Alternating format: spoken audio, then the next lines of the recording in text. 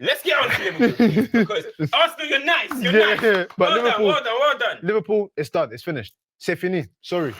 I have nothing more to say. It's finished. I said it. They are tired of Klopp. Klopp is tired of himself. Today was the first, bro. Today was actually the first time I actually saw like loads of tweets saying, you know what, I need to get Klopp out of here. Bro, it's finished. I need to get Klopp out. They were saying Klopp out. I've never seen Liverpool fans say this. And they might say it's a small segment and they might say it's reactionary after games, but I'm thinking, is it getting this bad now? Bro, that guy's Klopp's in-game substitutions are absolutely wild, and they have been all season, bro. They are confusing. He's now moved away from his Tsimikas for Robertson and then his Milner for Tsimikas. He's moved away from that interesting substitution, that tactical subs. Yeah. You know what I mean? And now he's gone for Fabinho and Konate on Salah off when you're at 2-2 trying to win a game. Mo Salah getting subbed at 2-2. What does that say? When your team are trying to win a game. Listen, they laughed at me. That's all I'm gonna say. They laughed at me. Remember, bro. we have new fans that may have not been on the Stoppage Time journey for us. So can you give context to what they laughed about and why you're on your high horse right now, please? Listen. Comment section. Do your thing, man. Educate them. But I've said for a long time, which everyone knows, X Factor. X Factor. That's what I'm saying. X Factor. Have you got it? Show me something. Scored 1-2 little runs at the start of last season. They were at me. They were in my mentions. I said it. If it's not back post, then he's not going to affect the games as much. They'll come with all these stats. Most chances created when he gives these little sideways passes and somebody makes a shot or whatever. I don't watch that. I watch, as I've always said, don't lie to your eyes. Do you know what I mean? My eyes have never lied to me about Mo Salah. They have never lied. All I've always said is, are you on that level? When you're putting this guy on the best player in the world level, are you on that level of the Neymars, the Hazards in the past and stuff? Can you get your team over the line? Are you that player that the team can give the ball and say, make something happen? We need it. He's proven to me absolutely not. 2 goals this season in the league. 2. Got that big money contract. They put that Supermax on his head. And this is how he's repaying them, bro. This is how because you know what? Yeah, look at James Maddison, for example, for Leicester. Yeah, you're having a terrible season, but I'm showing out. I'm going to show you guys, I'm still the best player on this team. Mm-hmm. You tell me you watch Liverpool and you think that guy's the best player on the team, let alone in the world. Bro. Having a laugh. Luis Diaz is by far, with Thiago, Liverpool's best player. Simple as that. Just watch the game, bro. That guy picks up the ball, takes on 2, takes on 3, got the assist today. If he didn't come off, it might have been a different game. But listen, and for me, it's been something that's been happening the whole calendar year. Like, we've been seeing it since the start of last year, the start of the calendar year, where it's had a terrible 2022. Second half of the season, where was he? Champions League, where was he? African Cup of Nations, where was he? World Cup qualifications. Like, even, you know, when you take the peace of mind and you go international and I'm gonna go get my numbers there, you weren't even doing that. Mm-hmm. So for me, it's a case of where once you get the Supermax deal, Mane's out the door. The keys are yours. Show Diaz and Nunes the standard. This is how we do things around here. Show the youngest the example. Lads, let me guide you. And instead, no, they're showing you how it's done. Because I was seeing today, I was like, this Nunes-Diaz connection is looking like something. They need to do that more consistently. Firmino that needs to be the system. Forward.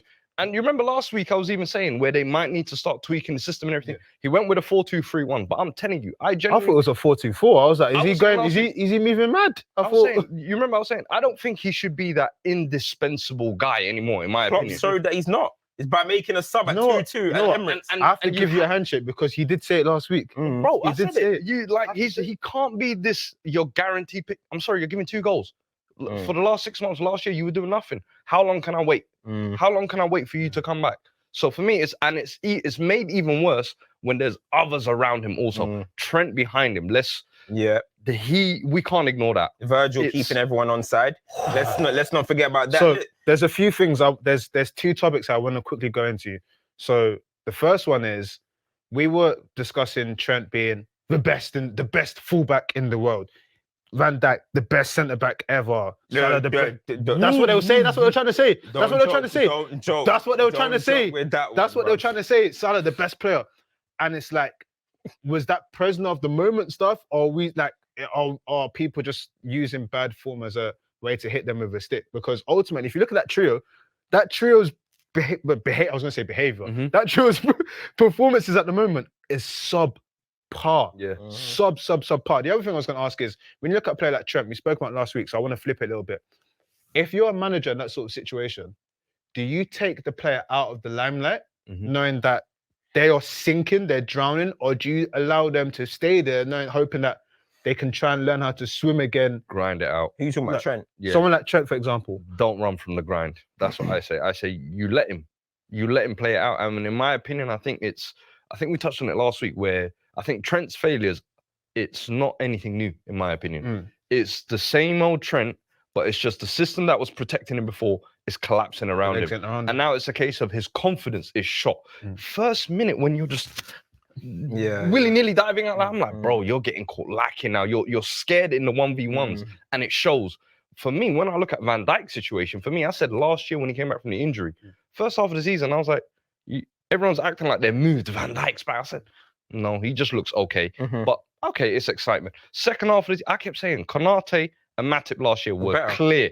They are better than him. They were clear better than him. And then this year, it was a case of, okay, we're going to get Van Dijk back to that level. I said, no, 31 after an injury like that, I don't know if he's ever going to recover that level. And Salah, as I've said, I think he's on the decline now. So for those two, I don't know if they'll ever get back to that same level. For Trent, I do think it's a bad run of form, but it's like a really bad one. The thing with Trent, though, I would usually say if it was like an attacking player or something, I'd say try and play your way out from, because you might not be playing like that, but are you actually directly harming the team statistically on the board like that? Maybe not, but Trent is directly harming Liverpool on the board. Teams are saying, Trent, we're going to just attack you all game and we're going to get goals from that way. Then I'll take him out, put in a Gomez. I know he's not great. I'll put somebody else in, even if it's James Milner, whoever, and just somebody in there, right? And just be like, listen, for 5 games, watch how this person plays defensively.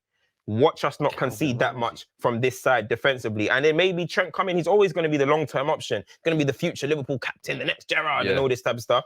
Have him in there when he needs to come back in. But I do think I would take him out. I think he's injured anyway. Klopp said it's not looking good. So, I mean, I don't know. I would have taken him out. But we can't all say, I'm sorry, we can't all say it's Trent. We can't all say, yes, the key players, Van Dijk, Trent, Salah, and that are not turning up. Representation. But the manager himself. It's coming down to Klopp as well. A lot of these decisions are coming down to Klopp. The decisions in the summer was coming down to Klopp. Seventh year syndrome. Sorry, can we keep saying, oh, no, that's not real. That's not real. It happened in his first club. It happened at Dortmund. And Liverpool are looking like they're going to have their worst season potentially in his 7 years. Even the choice to not start Fabinho was an odd one for me. I think tactically for me, I thought to start Henderson, I was like, is this really the game? I know Fabinho's not in the greatest form as well, but really is Hendo that much better? And then that's the change you're going to kind of make later on. For me, I think, as you said, the substitutions, the summer, the systems he's going with, I don't know if what Klopp has to do. That's what I said last week. What do you think short term he can do to kind of patch it over? I don't know. And do you know who's coming next?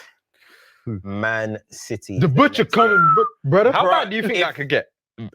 Bro, where is that? Do you think that could be a pummeling? I genuinely think that could be a pummeling. I think Haaland. I think it could be an execution. If it's at the Etihad, I'm concerned. You know, Haaland's looking at Van Dijk like, oh brother, like you know, there's probably going to be a debate here. I'm going to eat you up. I'm gonna. Do you think this is the passing of the mantle of where Haaland's like, I must solidify as generation, and this is gonna be put that moment in the dirt. Just for clarification, that game is the 4:30 game. It's at Anfield, and we're going live straight after that next week Sunday. So make sure you're subscribed, your notifications on, because it's going to be juicy.